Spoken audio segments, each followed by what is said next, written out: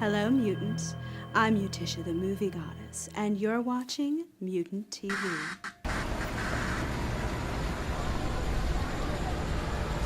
You can't run from evil when it lives next door. That's the tagline for the 2011 remake of Tom Holland's classic from 1985, Fright Night. Fright Night tells the story of Charlie Brewster, who discovers that his new neighbor Jerry, who lives next door, is in fact a nocturnal, blood-sucking creature, aka a vampire.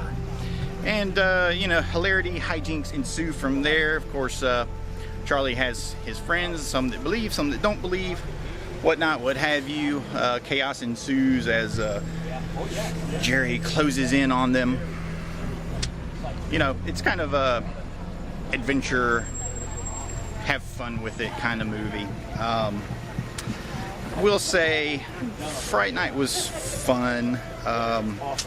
Fantastic. They said it was fantastic. Did you think it was scary? Some parts. Some parts. Oh yeah. Okay. Great remake. All right, cool. All right, well, there you go. They said it was a great remake, so what have you. I did enjoy it. I thought it was fun. Funny in some parts, very adventurous. Took a little while to get going. It was kind of flat in the beginning, plus a lot of things are kind of really spoon-fed to you in terms of the plot line, especially with the characters. They don't do a whole lot to discover things. Everything's just kind of handed down to them all, by way of Deus Ex Machina, of people just telling things that they need to know. But for me, the saving grace of the film was David Tennant as Peter Vincent. His character is very different from the original version, from Tom Holland's, and it was cool. They made him kind of this illusionist slash occultist expert, and he just had fun with it. He's probably trying to break that mold from being Mr. Squeaky Clean, Save the Day Doctor Who, and he definitely does that with this this Peter Vincent portrayal. Colin Farrell's fun. I felt like, in a lot of ways, I was watching a 2-hour-long episode of True Blood. Like Colin Farrell was doing his best impression of Eric Northman through the whole thing. Now, for Strebo, I follow the Stephen King guideline for horror in that it is supposed to be scary, okay? The bottom line is, at some point, the boogeyman has to put on his mask and shout, "Booga, booga!" That's pretty much how Stephen King explains it, and I agree with that completely. And this movie's not played for scares. It's not played for atmosphere. It's just kind of adventurous in that there's a lot of, you know, rip-roaring, slam-bang action set pieces here and there, and there's some comedy throughout. I really felt like the laughs didn't pay off until Peter Vincent showed up, but once he did, I thought, okay, well, this is cool. That kicked the whole movie into another level. I wish they'd had more of him. Fans of the original Fright Night, they might lament the fact that there's much less Evil Ed in the movie. He's practically a footnote, if even that much. His character's very much changed from the original, as is Peter Vincent's. Now, I'm not trying to compare the original to the remake. I'm just giving you a point of reference. I do believe in giving every remake it's a fair shake, in that it deserves a chance to stand on its own, tell its own story, be whatever it's going to be.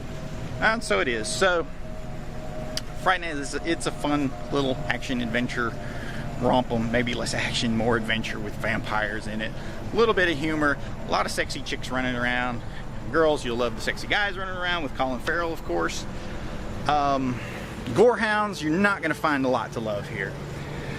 Pretty much the majority of the gore subsists of CGI blood splashes coming out the screen like this every 10 minutes, where they remembered, hey, this is supposed to be a 3D movie, so we better spray some CGI blood at the screen, or at the camera rather. That I found very underwhelming. I could not believe when the credits rolled that the actual effects were done by K&B Effects, because I thought they were very underwhelming.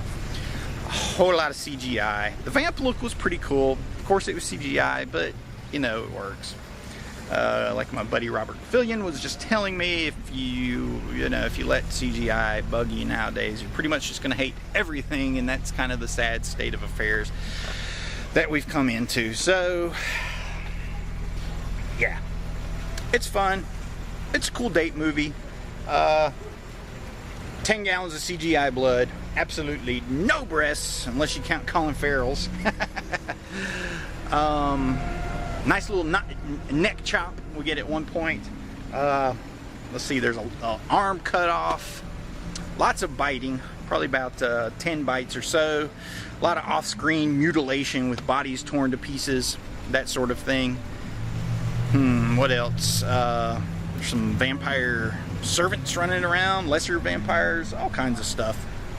So, it is what it is. If you are a fan of True Blood, and this is the era of vampires that we've grown accustomed to, where they're just kind of sexy stalkers that, seduce you into their fold, then check it out.